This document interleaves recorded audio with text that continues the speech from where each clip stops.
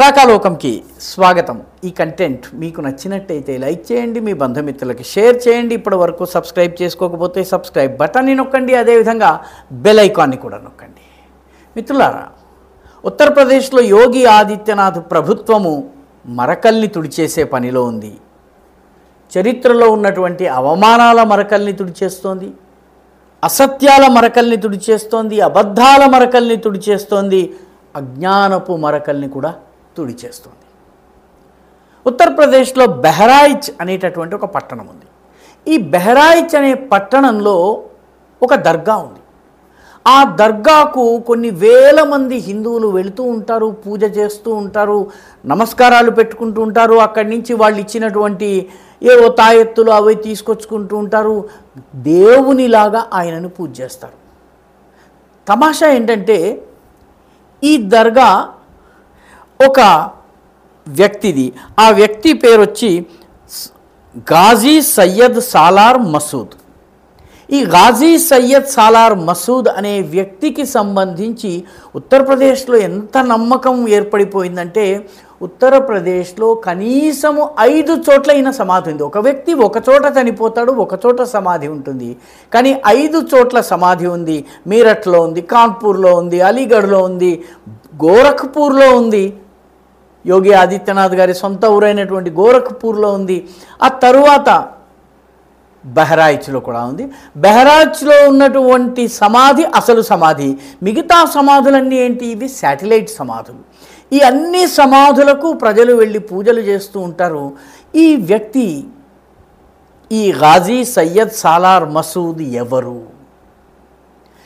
ఆలోచించరు. పూజ చేయటము బాగా అలవాటైపోయింది. అక్కడికి వెళ్ళి తల తైలించేసేసి నమస్కారాలు పెట్టుకుని మొక్కులు చెల్లించేసుకుని ఊదొత్తులు వెలిగించేసుకుని రావడం జరుగుతోంది. వాస్తవం ఏంటంటే, ఈ గాజీ సయ్యద్ సాలార్ మసూద్ అనే వ్యక్తి 10వ శతాబ్దంలో సోమనాథ మందిరాన్ని, గుజరాత్లో ఉన్నటువంటి సోమనాథ మందిరాన్ని విధ్వంసం చేసినటువంటి వ్యక్తుల్లో ఒకడు.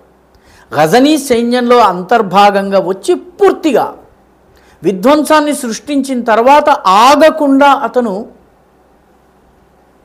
ఉత్తరప్రదేశ్ వైపు వస్తాడు. ఉత్తరప్రదేశ్ వైపు వచ్చిన తరువాత అక్కడ ఒక వీరుడు అతని పని పట్టేసేసి అతన్ని హతమార్చేస్తాడు. అక్కడే అతను సమాధి అవుతాడు. అతని సైనికుడు ఒక్కడు కూడా తిరిగి వెళ్ళడు. మొత్తము సైనికులందరినీ దహనం చేస్తాడు, పూర్తిగా కాల్చిపారేస్తాడు. ఈ చారిత్రక ఘటన ఎవరికీ తెలియదు. ఆ దాడి చేసిన రాజుగారి పేరు తెలియదు. ఆ రాజుగారు ఎందుకు దాడి చేశారో తెలియదు. కానీ మందిరాన్ని కూల్చి మతం మార్చేందుకు వచ్చినటువంటి ఈ మతోన్మాద గాజీ సయ్యద్ సాలార్ మసూద్ అనే వ్యక్తికి మాత్రం ఒక పూజాస్థలం వెలిసిపోయింది. ఉత్తరప్రదేశ్లో ఇది దశాబ్దాల పాటు కొనసాగుతోంది. దేశమంతా కొనసాగుతోంది. శివాజీని చంపడానికి వచ్చినటువంటి అఫ్జల్ ఖాన్ తల ఒక చోట, మొండెం ఒక చోట పడింది. ఈరోజు శివాజీని గుర్తుంచుకునే వాళ్ళు లేరు, ఆయన సమాధి ఎక్కడుందో వెతికే వాళ్ళు లేరు. కానీ ఈ అఫ్జల్ ఖాన్కి 2 చోట్ల అక్కడ పూజ చేసేవాళ్ళు ఉన్నారు. ఔరంగజేబు సమాధి దగ్గర కూడాను నిత్యం ఊదొత్తి వెలిగించి పూజ చేసేవాళ్ళు ఈ దేశంలో ఉన్నారు. అయితే మనం సాలార్ మసూద్ విషయానికి వస్తే, ఈ సాలార్ మసూద్ని ఓడించినటువంటి రాజు పేరు మహారాజా సుహేల్ దేవ్. ఈ మహారాజా సుహేల్ దేవ్ గురించి ఈరోజు మన చరిత్ర పుస్తకాల్లో ఉండదు, ఎవరు చెప్పరు. నిజానికి సోమనాథ మందిరం పైన దాడి జరిగినప్పుడు ఈ సుహేల్ దేవ్ సోదరుడైనటువంటి మల్లదేవ్ సైన్యాన్ని తీసుకుని వెళ్ళి గుజరాత్లో పోరాటం చేసేందుకు వెళ్తారు. ఎక్కడ గుజరాత్, ఎక్కడ ఉత్తరప్రదేశ్. ఇక్కడి రాజు అక్కడికి రక్షణ కోసం వెళ్ళి అక్కడ యుద్ధంలో అమరుడవుతాడు. ఈ మల్లదేవుని మృతికి ప్రతీకారం తీర్చుకుందామని సుహేల్ దేవ్ సైన్యాన్ని తయారు చేసుకుంటాడు. తయారు చేసుకున్న తర్వాత ఈ గాజీ సాలార్ మసూద్ ఉత్తరప్రదేశ్ వైపే వస్తున్నాడని తెలిసిన తర్వాత బెహ్రాయిచ్ అనేటటువంటి ప్లేస్లో వాళ్ళని నిలువరిస్తాడు. బెహ్రాయిచ్ అనే ప్లేస్లో 1034వ సంవత్సరం ఒక భయంకరమైనటువంటి యుద్ధం జరుగుతుంది. ఈ యుద్ధంలో మహారాజా సుహేల్ దేవ్కి సహకరించేందుకు కన్నౌజ్ అని, కన్యాకుబ్జం అని మనం చెప్తాము, ఈ కన్యాకుబ్జపు రాజైనటువంటి అజితపాలుడు తన మొత్తం సైన్యంతో వస్తారు. అంతేకాదు, సుహేల్ దేవ్ దక్షిణ భారతదేశంలో చోళ సామ్రాజ్యాన్ని పరిపాలిస్తున్నటువంటి మహారాజైన రాజేంద్ర చోళునికి ఒక లేఖ రాస్తే సోమనాథానికి ప్రతీకారం తీర్చుకునే అవకాశం వచ్చిందని చెప్పి రాజేంద్ర చోళుడు తన సైన్యాన్ని పంపిస్తాడు. దక్షిణాదికి చెందినటువంటి రాజేంద్ర చోళుడు, కాన్యకుబ్జానికి చెందినటువంటి అజితపాలుడు, ఉత్తరప్రదేశ్లోని బెహ్రాయిచ్ ప్రాంతానికి చెందినటువంటి మహారాజా సుహేల్ దేవ్ కలిసి ఈ సయ్యద్ సాలార్ మసూద్ సైన్యాన్ని పూర్తిగా మట్టు పెడతారు. వాళ్ళు ఒక్కడు కూడా తిరిగి వెళ్లకుండా వాళ్ళని సమాధి చేసే ప్రశ్న లేదు, దహనం చేస్తారు, పూర్తిగా తగలబెట్టేస్తారు. ఎందుకంటే స్వర్గానికి వెళ్ళాలంటే, బొందిలోకి వెళ్ళాలంటే బొందలో పెట్టాలి, కాబట్టి అది పెట్టడానికి వీలు లేకుండా దహనం చేసేస్తారు. ఈ సలార్ మసూద్ని కూడాను, గాజీ సయ్యద్ సాలార్ మసూద్ని కూడా హతమారుస్తారు. మహారాజా సుహేల్ దేవ్ చేసినటువంటి ఈ అద్భుతమైన పోరాటాన్ని చరిత్ర పుస్తకాల్లో బ్యాటిల్ ఆఫ్ బెహ్రాయిచ్ అని రాస్తారు. చాలా తక్కువ 4-5 లైన్లు రాసి వదిలిపెట్టేస్తారు.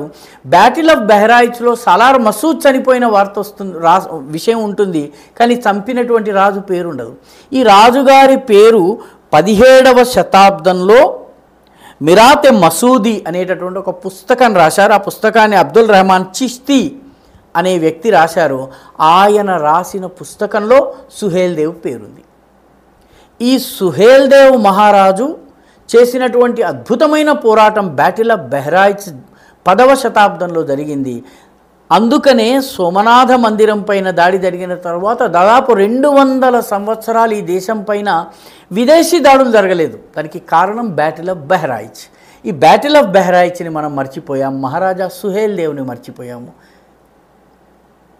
గాజీ సయ్యద్ సాలార్ మసూద్కి 4-5 చోట్ల సమాధి కట్టి పూజించి మన జాతి మీద మనమే అబద్ధాల, అసత్యాల, అజ్ఞానాల మరకని సృష్టించుకున్నాం.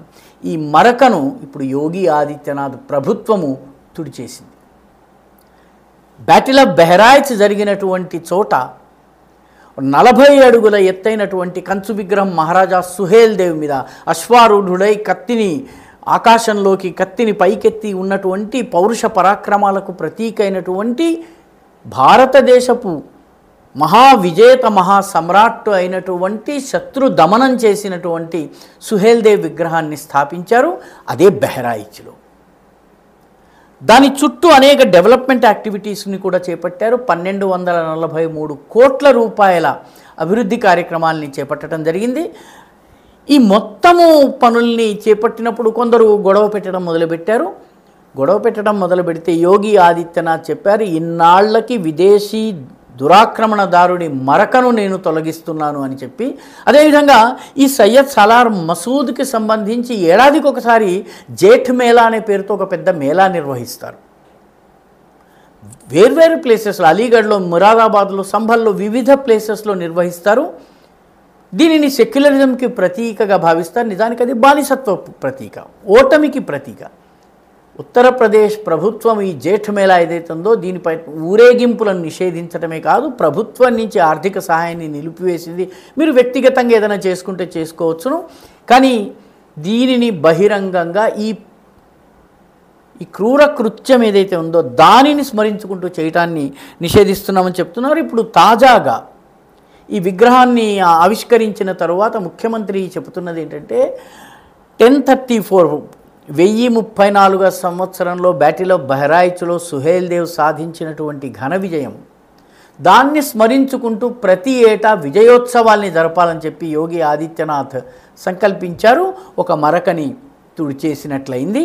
నిజానికి ఇది చాలా అద్భుతం. ఎందుకంటే దక్షిణాదికి చెందిన రాజేంద్ర చోళుడు ఉత్తరాది రాజు కోసం పోరాడటం, అదేవిధంగా ఉత్తరప్రదేశ్కి చెందినటువంటి మల్లదేవుడు గుజరాత్ కోసం పోరాడటం, గుజరాత్లోని సోమనాథ మందిరం కోసం పోరాటము, ఇది దేశ సమైక్యతకి అద్దం పట్టేటటువంటి ఘట్టము. దీనిని ఇప్పుడు యోగి ఆదిత్యనాథ్ ప్రభుత్వం ఆవిష్కరించింది.